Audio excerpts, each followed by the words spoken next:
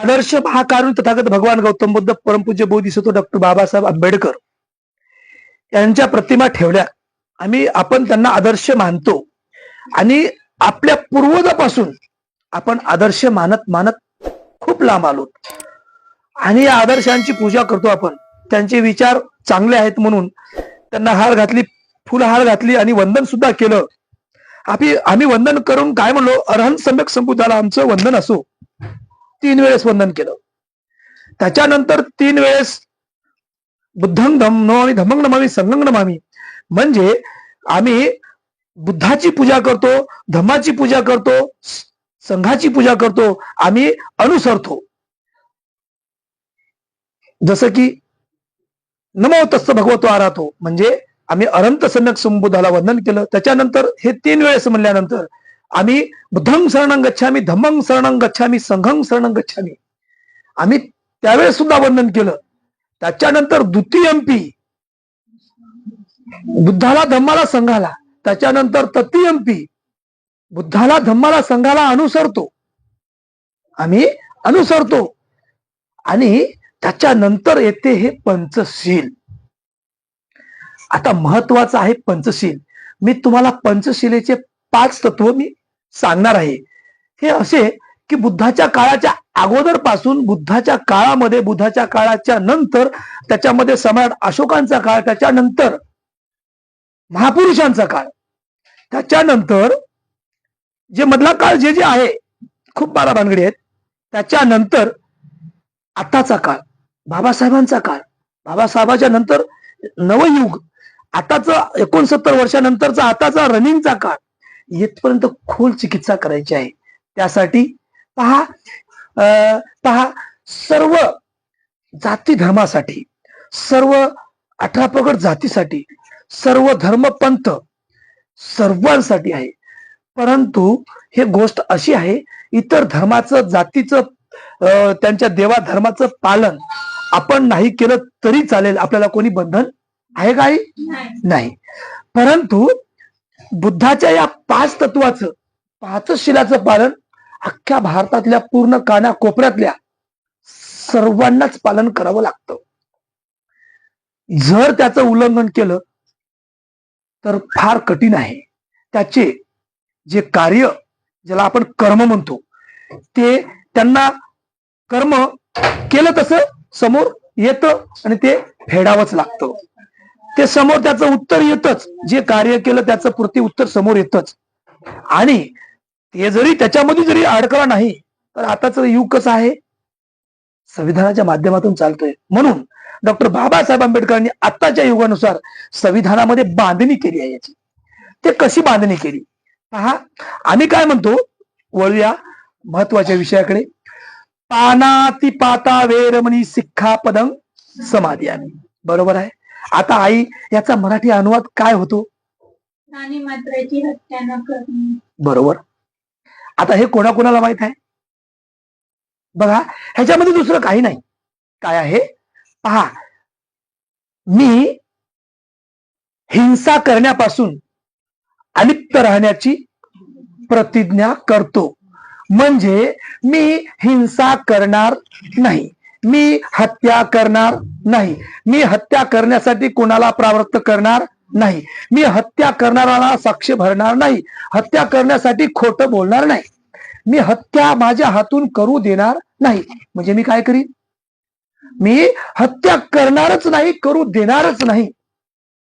म्हणजे मला सांगा, हे हत्या करणे हे आजकालचं नाही, हे सिद्धार्थ युवराजाच्या अगोदरपासून आहे. म्हणून सिद्धार्थ युवराजाने, सिद्धार्थ सम्यक संबुद्ध झाल्यानंतर हे जे हत्या होत आहे, युद्ध होत आहे, लढाई होत आहे, हे अगोदर होतं. परंतु ज्ञान प्राप्तीनंतर असा एक मार्ग काढला, असं एक शील बनवलं की अख्ख्या जगाने स्वीकारलं की हत्या करणार नाही, हत्या करू देणार नाही, हत्या करण्यासाठी कोणाला मजबूर करणार नाही. म्हणजे मी हत्या करणार नाही. म्हणजे एका जातीपुरतं, एका धर्मापुरतं, एका पंथापुरतं, एका तृतीय पंथीपुरतं मर्यादित आहे का? आहे का?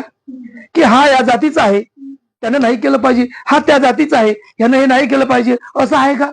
सिद्धार्थ गौतम बुद्धांनी त्या काळी चिकित्सा करून किती 6 वर्षाची कठोर तपश्चर्या करून काय केलं? ज्ञान प्राप्ती झाली. त्याच्यामध्ये या शिलाची निर्मिती कशी झाली आणि हे जगाने स्वीकारलं. परंतु भारतातल्या लोकांना स्वीकारण्यासाठी कुठंतरी कमी पडते. नाही, त्यांना ते मान्य नाही. त्यांना मान्य आहे ते शील, परंतु त्यामध्ये देव देव या शब्दाला जोडून मग ते काही असेल तरी मान्य आहे. ते काही असेल तरी मान्य आहे. बुद्धा आणि बाबासाहेब या फोटोला, विचाराला, त्यांच्या शब्दाला धरून मान्य नाही. हिंसा कशी होती? आधी युद्ध होतं, लढाया होत होत्या. हे 5 शील असे आहेत की एकमेकांच्या ह्याच्यामध्ये गुंता आहे. हे गुंता सुटणारा नाही. हा गुंता सुटणारा नाही. असं आहे पहा, हत्या करणे म्हणजे किती हत्या होत होत्या. अशा हत्या होत होत्या ज्याची लाठी त्याची म्हैस होती.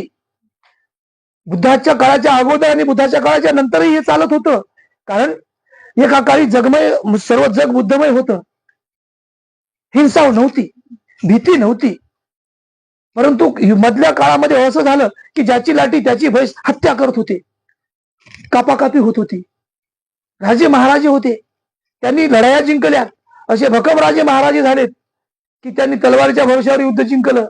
त्यांनी कसा की माइंड लावून याचं त्याला त्याचं याला हे करून आपलं कशी स्वतःची पोळी भाजवायची आणि कसं धनदौलत जमा करायची असेही काही होते.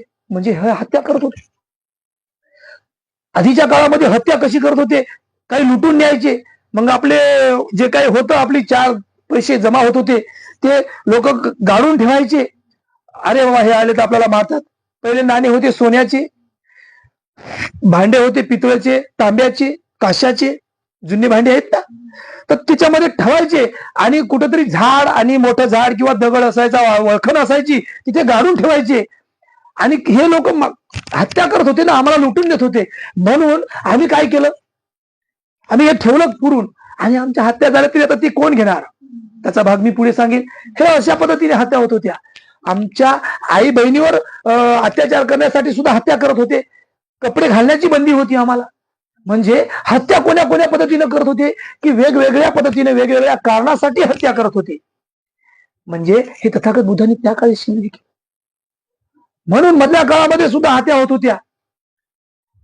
हत्या भयानक होत्या. शेवटी सुद्धा सांगेन मी, पहा, म्हणून डॉक्टर बाबासाहेब आंबेडकरांनी सर्व महापुरुषांचा जातीयतेचा अभ्यास करून या शिलाची खूप चिकित्सा केली.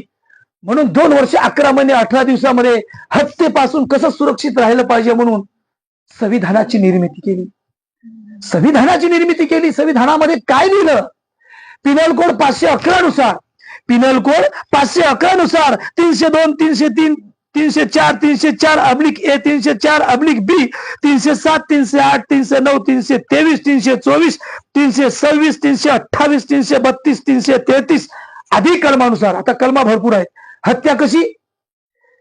तलवारीने केली, वेगळी कलम. चाकूने केली, वेगळी कलम. गळा दाबून मारलं, वेगळी कलम. प्राणी मारला, वेगळी. जशी हत्या केली तसं. म्हणजे किती मोठी चिकित्सा केली. म्हणून आज आम्ही कसे आहोत? सुरक्षित आहोत. नाही तर आमचं काय झालं असतं? आम्ही बंगला बांधला असता का? ह्या पायऱ्या चढल्या असत्या?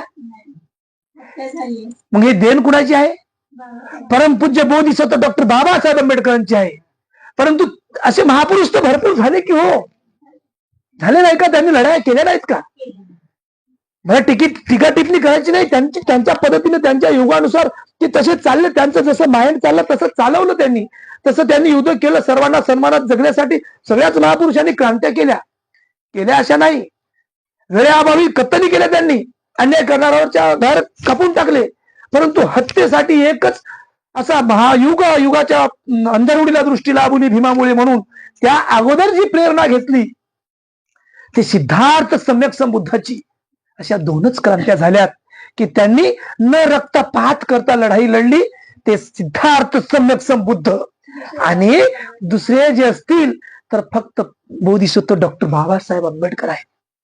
म्हणून यांनी या गाया पालट करण्यासाठी, बरं तर हे संविधानाच्या कलमा, जे बाबासाहेबांनी संविधान लिहिलं, हे एका जातीसाठी आहे का? एका धर्मासाठी आहे का? एका पंथासाठी आहे का? तृतीय पंथीसाठी आहे का? तृतीय पंथी म्हणजे समजते ना तुम्हाला? ते रेल्वे मंत्री असतात बघा, रेल्वेत असतात, टाळ्या वाजतात ना, तो एक जीवच आहे ना, आहे की नाही? म्हणजे सर्वाला समान ठेवलंय. हत्या कोणाचीही असो, प्राणी मारला तर हत्या केस कलम लागते की नाही? आपण जातो की नाही? मग आज आपण सुरक्षित कशामुळे आहोत? संविधानामुळे. पहा,